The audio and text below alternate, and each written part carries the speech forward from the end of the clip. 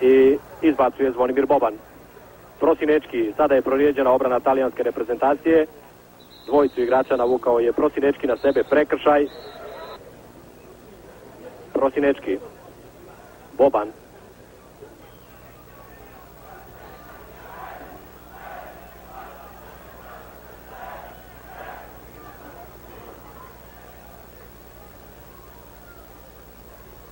Već je pred vratima talijanske reprezentacije i Andrej Panadić, upravo lopta ide prema njemu. Panadić lijepo je pustio tu loptu.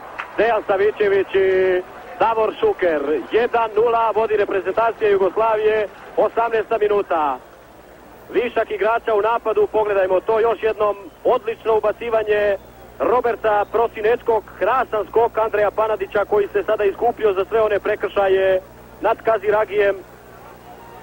16. minuta, trči juri Zvonimir Boban, ima pravo radovati se jer to je zgoditak koji mogu sada praktički